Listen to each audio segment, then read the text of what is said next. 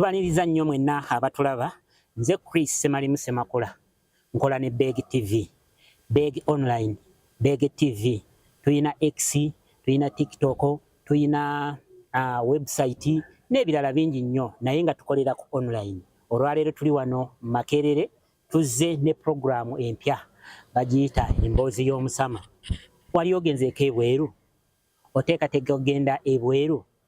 Oba oyagala okumanya ki ekifa ebweru? Tuyina omuntu waffe gwe tukuleetedde bamuyita Williams agenda kuba ng'akunnyonnyola akawanvu n'akagga. Yalinnya atya ennyonyi okuva wano n'agenda e South Africa, we yavaayo n'agenda e Qatar. Tugenda kuba nga tukuleetera programu eno emboozi y'omusama akubuulira akagga n'akawonvu akakwatagana ne programu eno. William, tukwaniriza. Sooka weeyanjulira abantu. Basebo ne bannyabo abalabi ba Beg TV ate era abasomi ba stories zaffe ŋŋanzi eza website Beg Online, Beg Media.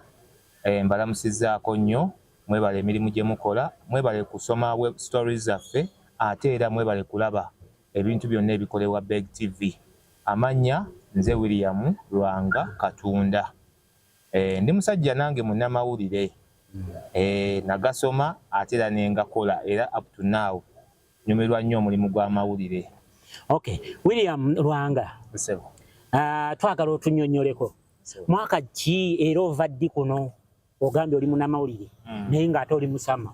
Mwaka ki gwe wava kuno n'ogenda e South Africa era nsonga ki yakutwala e South Africa? Weebale nnyo mwami Chris. Kale nga sinabagenda South Africa nasooka ne ŋŋendako e Qatar. Omulundi gwange ogusooka okuva okulinnya ennyonyi na girinnya mu 2016. 2016 nava wano ne ŋŋenda mu ggwanga lya Qatar era nga nayita Saudi Arabia awo.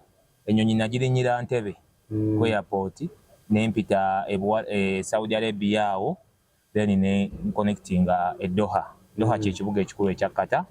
Kakati ne nkomawo mu 2019.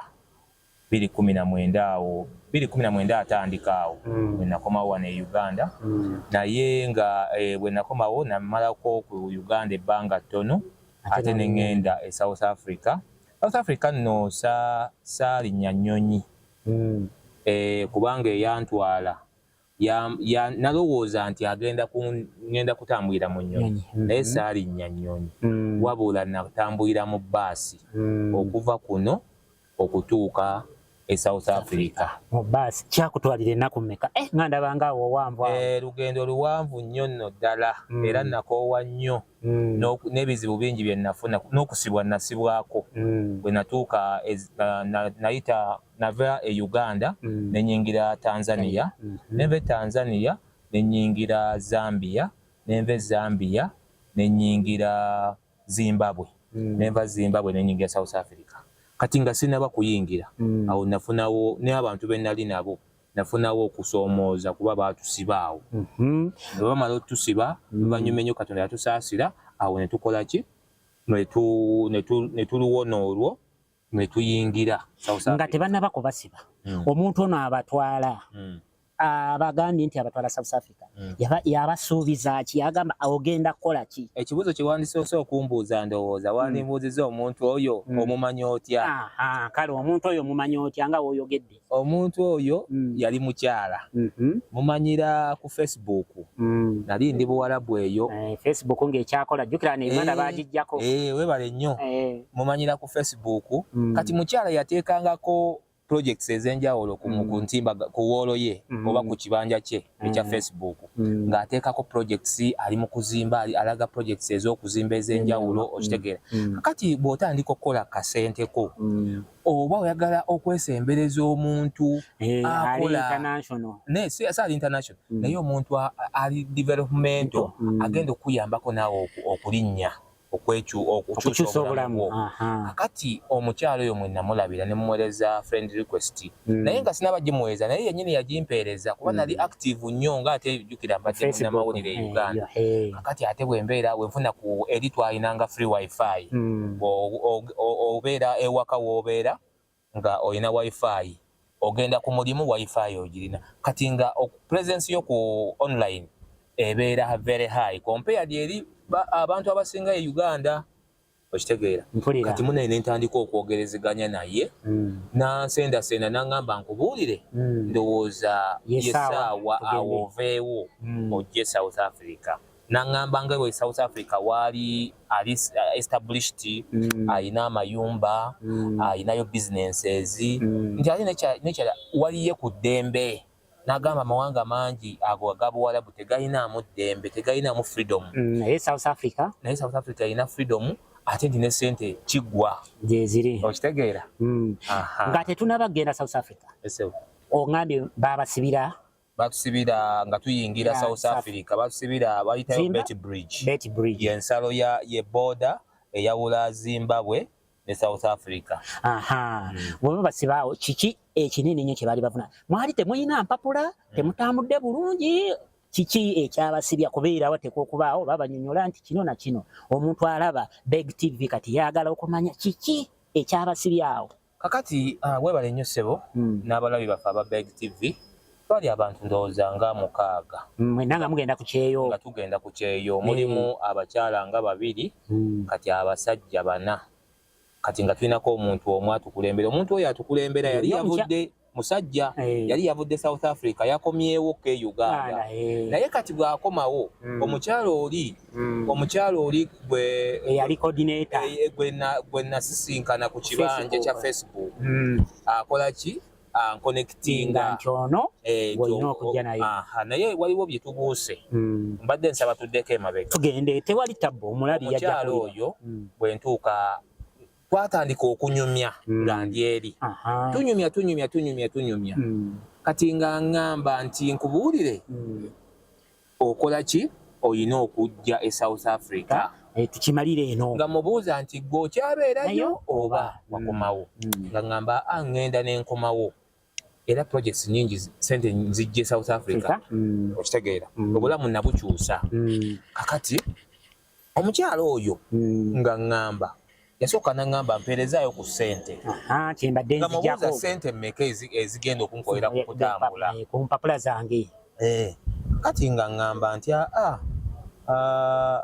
nja kukubuulira sooka ompemu ku budde ngenda kukubuulira nti yasooka kumpapya obudde weerowooze era ng'omuntu wanaabeera ngaera okitegeera kati tino ngenda beewuunyisa omukyalo oyo nga atandika twasooka ne tubeera nga tuli ku level ya business atuuka ekiseera nga ate alinga ayagala okunsuula mu mukwano okitegeera okunsuula mu mukwano alinganga basuga mami se sugar mami kati ye alaga nti talina ssente kati gwozirina omusajja otandika omuvujjirira ssente kati akusuula muki alinga ayagala okusuula mu katego k'omukwano kubanga olumu yakubanga essimu ng'alinga almost ali obukunya oyimuyinza okukisekeramu naye nga kituufu bagiyitanga video call ng'omulabako kakati eyo gye twabeeranga Buwarabu ng'olabye ebizibu eyo gye twabeeranga e Buwarabu kati twabeeranga awo naye nga mu butuufu tulwawo okufuna ku ssanyu ly'abakyala mpulira okitegeera essanyu ly'abakyala nga tulwawo difuna naye nga tekitegeeza nti tetwalifunanga wasobolanga okugendako osobola okugendako eyo ebbali mu woteeri eyo ne weeyiiya nga waliyo n'abagwira abalala ng'Abamisiri Abachina Abarussia nga wobanga oweetaaga saavisi ezo weezityo ng'osobola okuzifuna okitegeera naye kati ye gundi ye akagundi ke akazannyo ke yali ng'alina osooka n'akusuulako mu mukwano naakusendesende osobola okutaaka ssente osobola omuvujjirira kati bw'amala okusuulako mu mukwano abakazi abasinga bakimanyi nti oba abasajja abamu omuntu omusuulako mu mukwano agonda mangu okitegeera naye nga tonnabatuukayo onyonyodde ng'olwedde kati atuuse e South Africa sinaba kutuuka kuba tugambye twagala omuntu amanye omulabi wa Beg TV twagala omuntu amanye wali kiri ekyabakwasa wali ekyabakwasa okay kati ekyatukwasa twava mu nsi zino okuva Tanzania Zambia Zimbabwe awo wonna tuli visa free Uganda eri visa free awo tetulina buzibu bw'oba oli munnansi wa Uganda olina passport ya Uganda naye kati bw'oba oyingira South Africa buli ayingira South Africa olina okuba ne visa okitegera kati visa tetwagirina tetwagenda ku nakasero ku High Commission ya South Africa wabula twayita wansi nga tetulina visa naye nga passport zammwe muzirina obutabo bwaffe nga tubulina kati olutalo lwali kuyingira wali South Africa naye fumita emboozi naye mu kuyingira twatambulanga emisana n'ekiro era twali tufunye n'akabenje twali tetugenda kutuuka eyatuvuga twatuuka Tanzania basa yatujja wana Uganda etwale Tanzania bwe twatuuka Tanzania ate ne kampani netuwa endala kati netweyongerayo zijukira twagera mu Falcon kati netweyongerayo mu maaso kati oyo kati twali tulina ekkoona lyetusalaawe oba Zimbabwe awo naye emmotoka yaveeri nga tuli mu lukonko oba luwonko lwayita oluwonko emmotoka yali etumazeewo awo tegaba kuba maanyi ga Katonda sandituuse era senga siriiwo kati senga nze mbuyaga ezikaze kale kati sooka olindemu naye nga owambuuzizza nti bizibu ki ensonga ki yatusibya naye mpozi obadde olina kyoyagala ogamba producer kakati tugenda sooka tuwumulemuko seconds ntono nnyo tulabe obulango bw'abakama baffe tukomawo ne programu yaffe emboozi y'omusama tovaawo tuli ku Beg TV. Oli mulabi wa Beg TV oba muwagizi wa Beg Media kakati nga bwe twakusuubiza tukuleetedde ekipya kitukuleetedde ye programu emboozi y'omusama togisubwa ku mikutu gyaffe gyonna egy'omutimbagano. Mu baasi muli abakazi abanyirira kati nga wasanze omuzimbabwe anyirira n'omuyita omu South Africa okitegeera kati nga muli ebyana binyirira kati naawe kati nga fowolanye obugundi bwaffe obujagujagu bw'abasajja Abaganda oba Bannayuganda otandikirawo awo wabaawo ekikulinaanya okumpimpi olina okibuuzaako tukyagenda maaso tukomyewo tugambye tuli ku nsalo tusalo tuyingira South Africa webale nnyo mwami Semakula n'abalabi baffe n'abawuliriza ba Beg TV mwebale nnyo era temukomanga okwo